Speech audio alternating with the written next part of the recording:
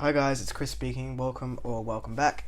Today we are going to be tackling video 3 in the Dysphoria series called Developing Dysphoria.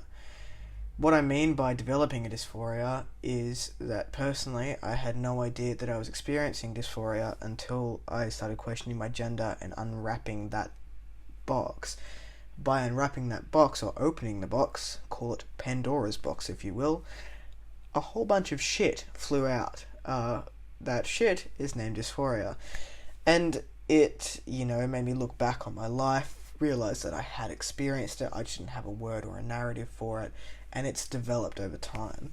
This video is going to be a lot of me reading some stuff that I've written in the past. It's really hard to explain to someone who has never gone through it, nor will ever go through it, what dysphoria feels like. When I first started questioning a transition, and before I was in the gender clinic, I had written about a developing dysphoria.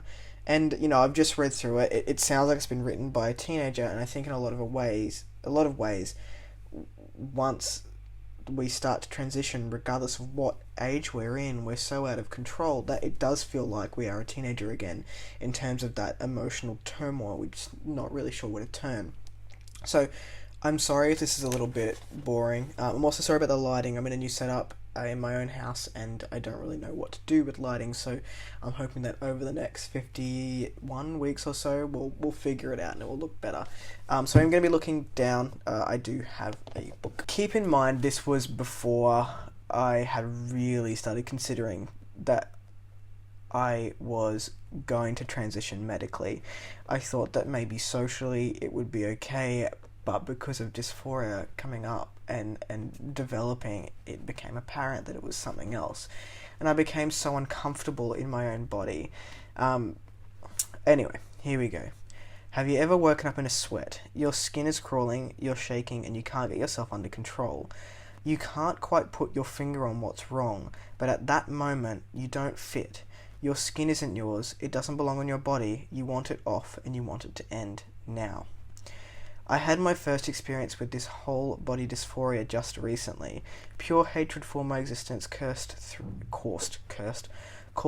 me. I couldn't stomach myself anymore, physically or mentally. I was done. This was hard to handle because I had just woken up. I'd woken up because I was uncomfortable in my body in my sleep. I didn't know that that was a thing, and then I woke up and it was wrong. I was wrong. This was pre-hormones, this was pre even thinking about hormones. Thinking about surgeries, nothing of it had really become solid for me yet. But I woke up in a panic attack. I'm really fortunate that my partner is quite good in that situation. She sort of held me and talked me out of it. But I remember it taking such a long time. Luckily I have a very understanding partner who pulled me to her chest and told me I was safe and just let me cry until the moment had passed. Unfortunately, these moments are becoming more frequent. They're a part of what I refer to as my developing dysphoria. There have been more than a number of times that I felt supremely, I can't read my own writing, uncomfortable in my body, but had no idea what it was or how to describe it. Going back to its simplest definition, dysphoria is an emotional state that can follow a variety of mental illnesses or physical conditions. Specifically related to gender, it's a condition of feeling one's emotional and psychological identity as male or female to be opposite to one's biological sex. Good on you, me.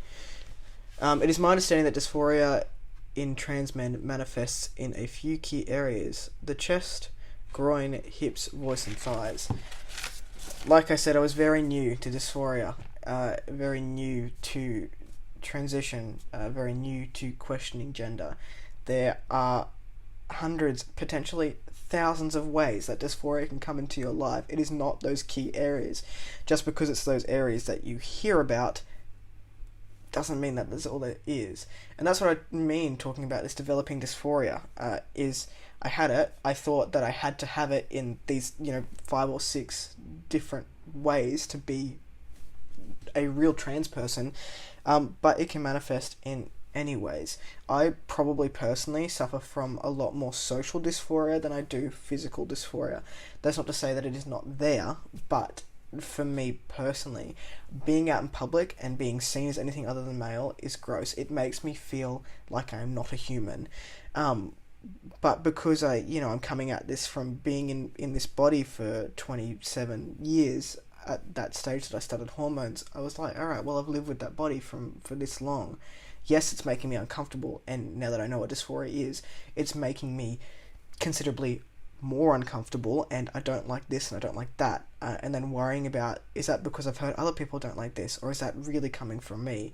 And then it just sort of cycles and develops, and it changes and it manifests in different ways. So the rest of that little spiel, I think I just go through body parts that had started freaking me out a bit. So I'm not going to make you go through all of that. I don't want to read it again, mainly because I can't read my own writing. A big one for me, and a big... No, it's still a big one for me, is probably my face. It's a dead giveaway. If I put on weight, it goes to my face. Once my face is rounder, it makes me look more feminine, and I don't like it. There were days where I would not look at myself in the mirror. I didn't care what I looked like to the public eye, but I couldn't see myself. I couldn't see myself because if I did, then I would have that connotation of being a woman in my head, and that would basically write off that day as a good day. And that was one of the things that developed very quickly once I knew what the word was. I've always been a little bit uncomfortable with my face, never knew why. I always preferred it to be as angular as possible and as thin as possible. Going through depression and eating shit all the time didn't help. But once I had lost a bit of weight and I saw that, the more angular aspects of my face, I was like, that's it. That's what I prefer. As soon as I put on weight there, it makes me really uncomfortable with myself. Another thing is up here.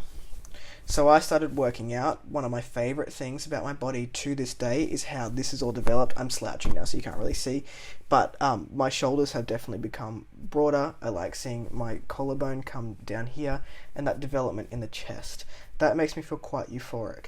If that is soft, again, I don't like looking at myself. It makes me feel yuck. And it took me a long time to realise that I liked that part of my body because it was masculine. It was masculine presenting. I liked the broadness. I liked being big up here. And if it's not broad and it is soft, then it makes me feel disgusting and like less of a man. I didn't have those words back when I wrote this. I more recently had a bit of a moment with dysphoria, which I will read out. And again, it seems very, I guess, like it's coming from a teenager. Because it feels like you're out of control. It feels like you're out of control of your own body, and that it doesn't fit, and that you don't belong, and it's just yuck, and you don't want to be there. You want to be anywhere else than in your own skin at that moment. Okay. It's so hard to explain to someone what dysphoria feels like. Not just because it's different for everyone going through it, but because you can't fully convey how you're feeling to someone who isn't. Right now I'm hiding in the toilet at work. I don't want to see or speak to anyone. I just want to hide. Hide my body, hide my brain, coil into a ball and forget that I exist. The problem is I'm 28. I work full time and I can't just disappear without causing an alarm.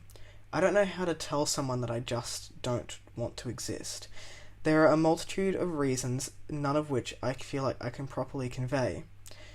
When people are speaking to me, I'm not hearing them. I'm hearing the familiar silence of my coping mechanism going around and around in my head.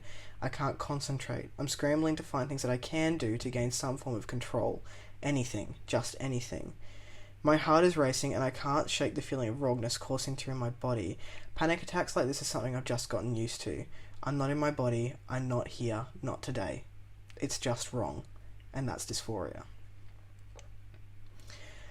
That's probably the most concise way that I can explain what it is to you. And if you are questioning your gender, I think it's important to realise, if you haven't heard of what, you probably have by now, what dysphoria is, but it is going to manifest, and it may not be in a way that you're prepared for. Like me, you may not have known what it was, and now that it's here, it feels like it's everywhere. My days, now that I'm on hormones, now that, small things have changed and my face is looking a little bit more masculine, it's not there yet. That's okay. But it is something that I have to deal with, and I have to be able to look at myself in a mirror, especially now that I need to shave, because not looking when you're shaving is dangerous, can confirm. But it's something that will happen if you're going through this process. Anyway, that's all I wanted to really talk about developing dysphoria. It has changed again since I wrote both of those things for me, and that's okay, and it will continue to change and continue to develop. This is part 1 of a developing dysphoria, because I want to talk to you about what happens after hormones as well, because it's changed for me after hormones in the last sort of 5.5 to 6 months. But we will get to that video a little bit later. If you have stuck with this one, congratulations, but also thank you for making it through. I will see you next week with another video. If there's anything that you want to see, make sure you leave it in the comments below. If you like it, that's great. If you don't like it, that's also fine. Thanks for clicking on it anyway. I'll catch you next time. Okay, bye. Yay, we're done.